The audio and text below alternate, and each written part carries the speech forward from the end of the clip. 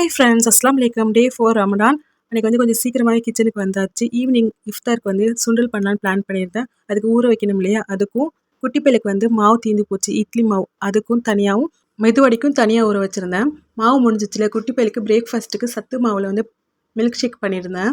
எப்போவுமே இட்லி சாதம் கொடுக்காம எப்போவாவது இந்த மாதிரி ஹெல்த்தியாக பிரேக்ஃபாஸ்ட் பண்ணி கொடுக்கலாம். அப்புறம் ஈவினிங் போல் தான் கிச்சனுக்கு என்ட்ரியான. ஊற வச்சதெல்லாம் ஒரு 6 ஹவர்ஸ்க்கு மேலேயே ஆச்சு. ப்ரிப்பரேஷனை ஸ்டார்ட் பண்ணிடலான்னு ஃபஸ்ட் எப்பவும் போல் கடற்பாசிலேருந்து தான் ஸ்டார்ட் பண்ணேன். நெக்ஸ்ட் சுண்டல் தான் 6 ஹவர்ஸ் நல்லா ஊனதுக்கப்புறமா 2 பெரிய சைஸ் உருளைக்கிழங்கு கட் பண்ணி சேர்த்துக்கிட்டேன். அது கூடவே இஞ்சி பூண்டு பேஸ்ட்டு, மஞ்சத்தூள், மிளகாய்த்தூள், சீரகத்தூள், கரம் மசாலா, தேவையான உப்பு, கொஞ்சமாக ஆயில் சேர்த்து மூடி 4 விசில் போட்டு எடுத்துக்கலாம். நம்ம அதுக்கப்புறமா வெங்காய தக்காளி போட்டு எதுவுமே தாளிக்க போகிறது இல்லை. ப்ரெஷர் ரிலீஸ் ஆனதும் நல்லா ஸ்மாஷ் பண்ணிவிட்டு சுண்டலுக்கு போடுவாங்களே யூஸ்வலாக அது எல்லாத்தையுமே சேர்த்துக்கலாம். மெதுவடைக்கு உளுந்து அரைச்ச கையோடய இட்லி மாவுமே அரைச்சி வச்சாச்சு.